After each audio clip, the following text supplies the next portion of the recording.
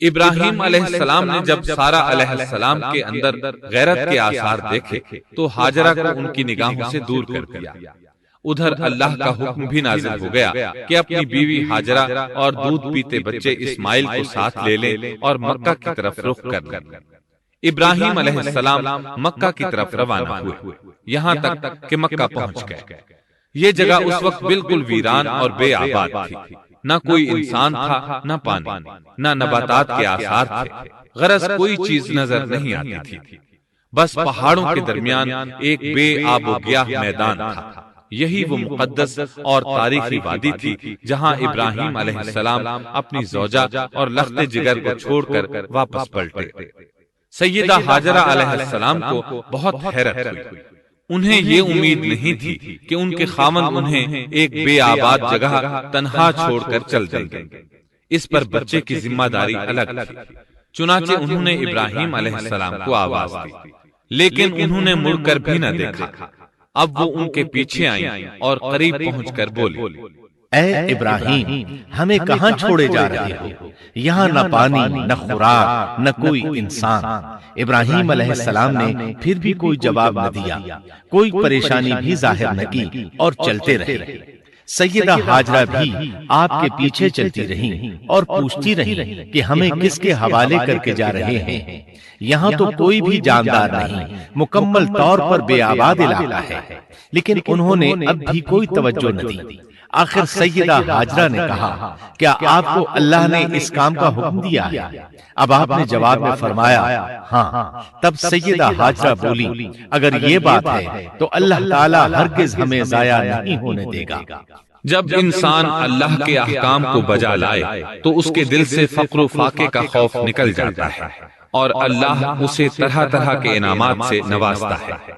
انسان جب تک اللہ کے احکام کو بجا لاتا رہے گا تب تک اللہ کی نصرت اور اس کی تائید شامل حال رہے گی۔ چنانچہ جو ہی ہاجرہ علیہ السلام کو پتا چلا کہ انہیں تنہا چھوڑ جانا اللہ کے حکم کی بنا پر ہے تو فوراً یقین بھرے لہجے میں بولی، تب اللہ ہمیں ضائع نہیں کرے گا، یہ کہہ کر وہ اپنے شیرخوار بچے کی طرف پلٹ گئی۔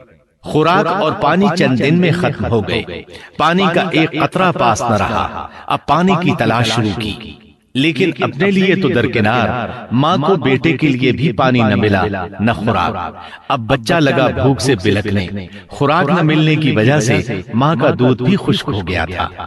عورت کتنی بھی باحوصلہ ہو اپنے بچے کو بھوک سے بلکتے نہیں دیکھ سکتی۔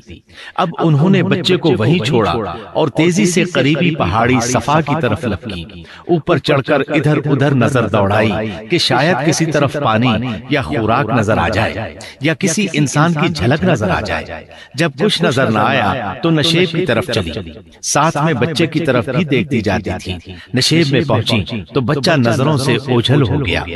اس پر اور بے چین ہوئی اور بلندی کی طرف دوڑی۔ اس طرح مروہ پہاڑی پر چڑھ گئی، وہاں بھی چاروں طرف نگاہ دوڑائی لیکن کچھ نظر نہ آیا۔ خیال آیا کہ پھر کوشش کرنی چاہیے۔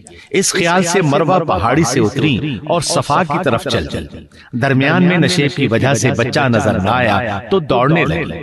اس طرح پھر صفا پر چڑھ گئی۔ اللہ اکبر!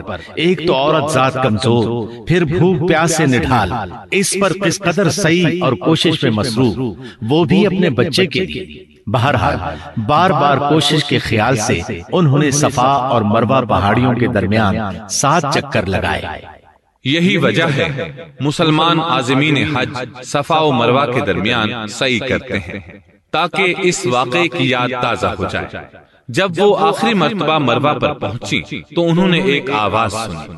یہ آواز اسماعیل علیہ السلام کے قریب سے آئی تھی۔ انہوں نے پوری توجہ سے آواز کو سننے کی کوشش کی اور جلدی سے اسماعیل کے قریب پہنچی۔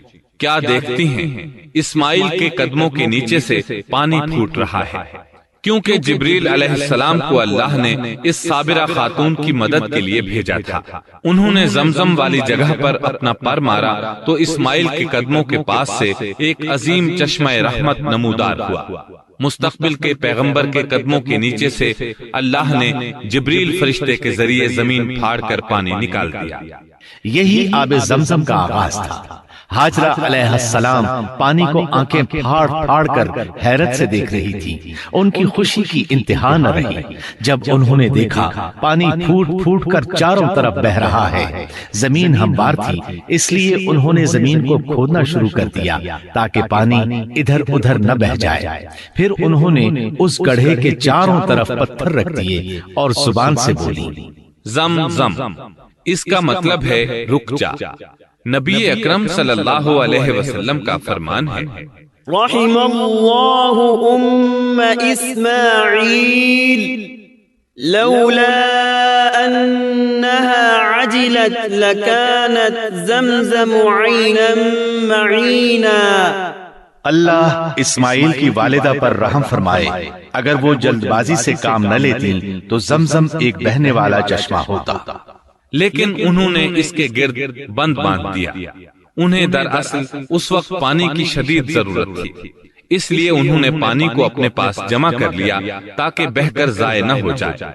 उन्होंने इस्माइल को पानी पिलाया, खुद भी खूब पिया, और ये अल्लाह ताला की तरफ से उनकी मेहमान नवाजी थी। वहाँ कोई और इंसान नहीं था, न खाने की कोई चीज थी, बस यही आबे जमजम उनके लिए खाने और पीने का काम दे रहा था। अब चूंकि जमजम एक चश्मा बन गया था, इसलिए परिंदे भी आने लगे। उन्हीं दिनों अरब के कबीलों में से एक कबीला बनु जुरहुम यमन को खैरबाद कहकर इस तरफ आ रहा था। यमन में एक बहुत बड़ा डैम था। पहाड़ों के दरमियान उन्होंने पानी को रोककर एक बहुत बड़ा बंद कायम कर रखा था। उससे पूरा साल आसानी से खेती बाड़ी करते थे। इस डैम की बदौलत उनका आबपाशी का निजाम बहुत अच्छा था। जब उस डैम को अल्लाह ताला ने तोड़ा तो तमाम लोग वहां से मुंतशिर हो गए और जजीरा अरब के अतराफ में मुंतकिल होने लगे। वहीं से हिजरत करने वाला एक कबीला बनु जुरहुम था। ये लोग बुनियादी तौर पर अरब थे। ये कबीला सफर में रहता, जहाँ कहीं पानी और चिरागाह नजर आते वहीं पड़ाव डाल देते। जब वहाँ खुराक खत्म हो जाती तो आगे सफर शुरू कर देते। चूंकि वो बहुत बड़े ताजिर थे, इस बिना पर उन रास्तों से खूब वाकिफ थे। उन्हें चश्मों का खूब इल्म था। मुल्क शाम की तरफ भी उनकी आमदो रफ्त थी। ये कबीला बनु जुरहम मक्का के करीब पहुंचा तो फिजा में परिंदों को मंडलाते पाया। कहने लगे, इन परिंदों की मौजूदगी में जरूर कोई राज है। अब उन्होंने अपने कुछ आदमी उस तरफ भेजे। ये लोग जल्द ही चश्मे तक पहुंच गए। उन्होंने वहां एक औरत और उसके बच्चे को पाया। फिर वो लोग उनके पास आए, वहां पड़ाव डालने की इजाजत मांगी। सैयदा हाजरा ने फरमाया, ठीक है, लेकिन शर्त यह है कि तुम्हें उजरत अदा करना होगी। उनके लिए यह सस्ता सौदा था। उनके पूरे कबीले को सामान्य जिंदगी मिल रहा था, जबकि सिर्फ एक औरत और उसके बेटे की जिम्मेदारी उन पर आयद हो रही थी। उन्होंने फौरन हामी भर ली और वहां रिहाइश इख्तियार कर ली। इस तरह ये लोग सैयदा हाजरा अलैहिस्सलाम की मईशत का जरिया बन गए और इस तरह सैयदना इस्माइल अलैहिस्सलाम बनु जुरहुम में परवरिश पाते रहे। उन्होंने उन लोगों से अरबी सीख ली और उनसे भी ज्यादा अरबी दान बन गए। फसाहत और बलागत से अरबी में बातचीत करने लगे। फिर उनकी इस कबीले में शादी हो गई।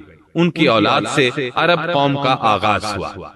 इन्हीं में से सरवरे कायनात मुहम्मद सल्लल्लाहु अलैहि वसल्लम की विलादत बासआदत हुई। बनु जुरहुम की आमद और आबादी इब्राहीम अलैहिस्सलाम की दुआ का नतीजा थी।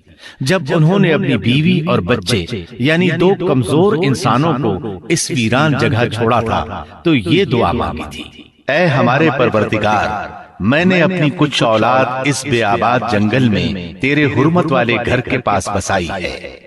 सब्सक्राइब कीजिए हमारे चैनल और दबाइए बेल का आइकन ताकि आपको रेगुलर नोटिफिकेशन अपडेट्स मिल सके।